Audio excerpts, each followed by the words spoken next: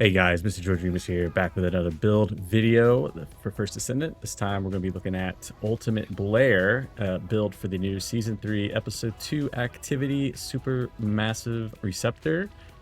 This activity is it's got a lot of tanky enemies, it's got a lot of ad clear, and you still be able to do boss damage at the end. And with this build, you will be able to do all that and have a lot of fun. I think this is a very overlooked character and build for this particular activity. Before we dive super deep into it, I am going to go over how Blair works, how next level recipe works, just to make sure you have a basic understanding of what we're doing, because it does kind of look confusing, and I don't want you loading in perfect build just like mine and not getting the same results. All right, getting into Blair himself. If you aren't aware, Blair is a skill-based high crit rate and damage descendant. He also has an insane amount of MP recovery, so it's kind of nice not having to worry about that at all with him. In this build particularly, we're going to be using his Transcendent mod, Next Level Recipe. This is exclusive to his Ultimate Blair, so this will not work on base Blair. He's very much worth getting it. If you're just interested in Blair, he's worth the trip. This is going to change his 1 ability and his 3 ability. His 1 ability, instead of placing individual flame zones, you're going to leave a trail of flame zones behind you. And on his 3rd ability, your flamethrower, which is normally a straight line, turns more into a fan as we increase our range. This is going to be important. To show you what this looks like, you're going to place your 1 ability down, you're going to run, you're going to leave flame shells behind you, and you can see the passive at the right hand corner is up to 5. You place your 2. This gives you MP recovery. It also gives you that buff taste of flavor. What that does, it increases your critical hit damage by 20% and your critical hit rate by 6% at a max of six stacks. Once you achieve that 6 stacks, you'll have a crit rate of 56% before any multipliers are taken into account. So this is really going to make him very easy to get to 100% crit rate. Now, looking at the mods themselves, this is going to be a little untraditional for a crit build, but we'll go over each step. Some of the basic things, you got MP conversion, nimble fingers for cooldown, focus on dimension, focus on fire for more cooldown, as well as some damage to go along with Blair. There's actually 3 crit mods here that we have. We have skill concentration for the crit damage. We have front lines. We really don't care about the crit rate so much. We care about the crit damage though. So we have front lines, skill concentration, and then we have the newly released mod, high powered wave release. What this does is it gives you skill critical hit rate and crit damage on your emission abilities when you use them. And the longer it stays active, the higher it goes till you reach the cap of 5, and it just explodes your damage. It's actually amazing. And this is what we're going to be using almost the entire time with Blair for damage. So this is actually an amazing mod that I have not seen a lot of people using. The other mods that we're going to keep track of here is maximize duration, skill extension. This is to help keep our 3 active as long as possible. And then we are running the range mod, skill expansion. This is to get our 3 as wide as possible. And we're going to do some other things to get that range. You need 150% multiplier to get the maximum range on your 3, and that is what we're going to shoot for.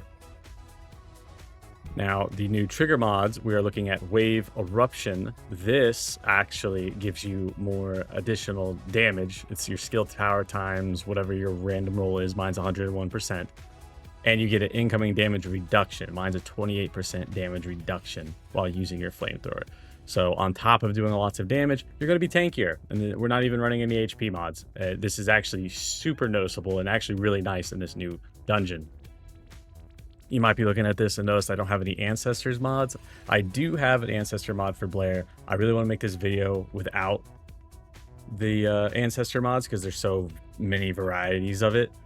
What I would like to slide in here somewhere is if I could get a crit damage and a duration roll, I would swap out front lines for that Ancestor mod. Looking at the external bits of the build, we're going to be running a burning phase reactor. I have skill cooldown and skill effect range. If you would rather, you may switch the range out for crit damage, but your range on your 3rd ability, which is our emission ability, what we're going to be doing all of our damage with, will go down a level in range. So it'll go from 3 to 2 with this exact setup. But you can swip this out for crit damage if you think you would like that more. I personally found the extra range a bit more beneficial with the ad clear. The Component set we're going to be running is the Firebrand. This, if you don't know, gives you some duration, it gives you some skill range. Also required for the skill range, we really cut it tight with the skill range increase. And when you attack an enemy that's already afflicted with a burn related effect, which is all of Blair, they get a fire resistance reduction of 30%. This is actually huge on the boss at the end, as well as the yellow bar enemies throughout the dungeon. As far as weapons go, they really do not matter because we're not going to be using them to shoot, except for maybe the exterminator. If you have access to this, you really only use this for the ships in the beginning if you absolutely want. This is just a nice little thing to bring. You don't have to. It doesn't make that big of a difference when you have Blair cooking everything. But I chose to run Peacemaker. I know I need to get gold rolls on these, but if you run 3 sprint speed with this and you hold it the entire time, you'll be flying across the field, cooking everything with your flamethrower active. This is a very noticeable difference running this without running this. So this, I cannot stress more, is super important to the build. All right, for the Arche tuning for this build, these are kind of extra, so if you want to move these around, you can. I like the 2 HP. I like the MP recovery. Even though you don't really need it on Blair, it's still nice to have. The direction that we went is up towards the duration increase. You do not need the crit rate increase nodes. You can get the crit damage. You can go up and around.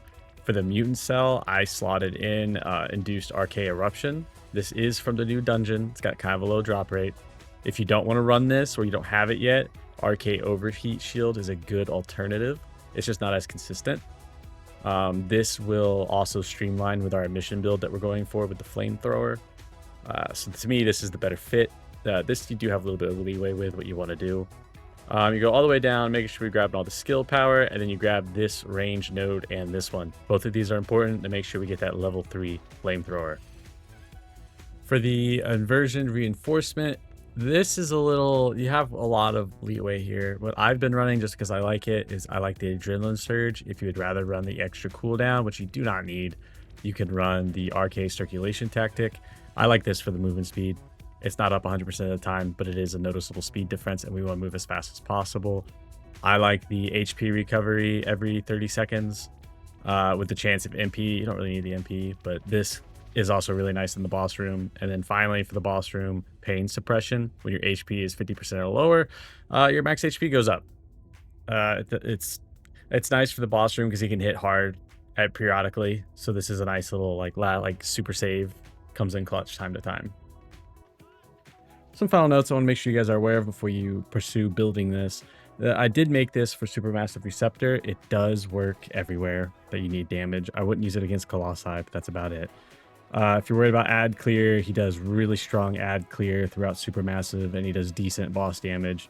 If you public queue with this, you're going to be able to beat the boss. It will take a little bit longer than if you're using somebody like Haley right now. But if you want somebody that's consistent all the way through, is fun, is a great time, I could not recommend this Blair build enough. If you'd like to see more, please consider liking and subscribing the video. If you have any requests for others, please comment below what you would like to see, and I will work on making it. I appreciate you guys